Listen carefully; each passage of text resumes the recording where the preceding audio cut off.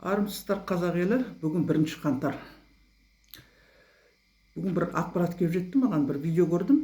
Сол жерде бір азамат айтып жатыр, мынау салюттар атылып жатыр ғой. Осы атылып жатқан салюттарды мешітке садақа әкеп берсеңдерші, туған туысыңа садақа берсеңдерші дейді. Сол кісі секілді айтатындарға жауап бергім келеді. Жалпы салютты 20-30 ұзаса 40-50 мың қалады. Өте бай тұратын, жақсы тұратын адамдар 100 мың, 200 мың, 300 мың қалуы мүмкін. 500 мыңға дейін салют алатындар бар. Жақсы тұратын енді адамдар. Мультимиллионерлер сондай адамдар алады. Енді былай қарапайым жақсы тұратын адамдар алады 500 миллионға дейін. Егер салют ататын болса, салютты сатып алғанда сол ақша Қазақстанның экономикасында қалады. Мысалы, осы қаншама сақалы бар, қысқа балақ киген жігіттер салют сатып тұр. Солардан барып салют сатып алса, ол жігіт өзінің бала шағасын қуантып, жаңа жылдың алдында болған 3 күн саудамен 1 ай бала шағасын асырайды. 3 күн саудамен әйелін, бала шағасын, туған туысын қуантып, соларға киім алып береді, тамақ алып береді. Біріншіден, ол еліміздің экономикасына құйылатын ақша. Ол ақша шетелге шығып кетпейді.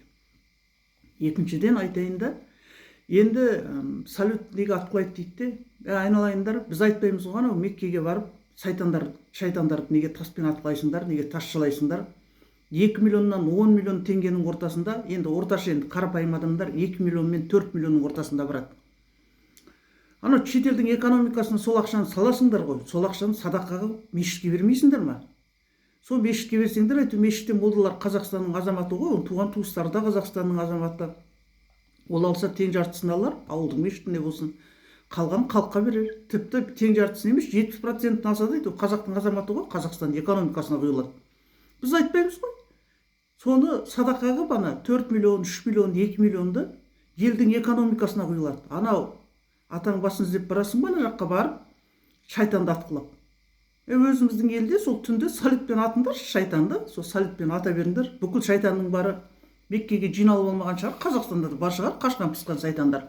Енді әбден қарғыс атып, бүкіл шайтанның бары Мекке қарғыс атқан жерде жиналып алса да, бізде де аздап бар шығар. Енді жұмақ жер, бұл жерде шайтан болмайды. Тәртіпті жер, адамдар Тәңірдің өзі жұмақ қылып жаратқан.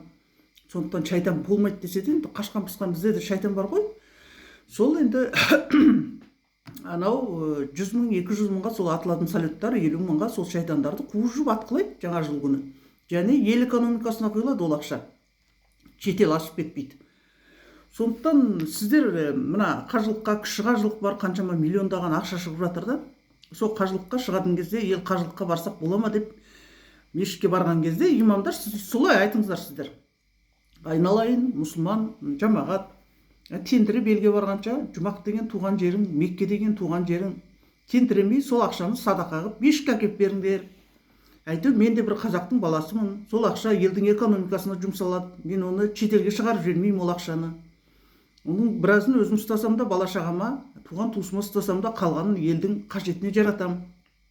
Тентіреп, анау Меккеге барып шайтан атқанша, осы жерде шайтан атсаңдар болады. Ана жаңа жыл деген мереке бар ғой, соның салютпен шайтан атыңдар деп айтыңыздар да. Жаңа жыл харам деп өзі арам адам айтады да. Тұна бойы тұнып тұрған арамдыққа толып кеткен адам ғана жаңа жыл харам дейді. Тек арам адам егер жаңа жыл харам десе, ол адамды арам деңдер. Ол адамның жанына жолымыңдар. Мен сіздерге айтайын соны.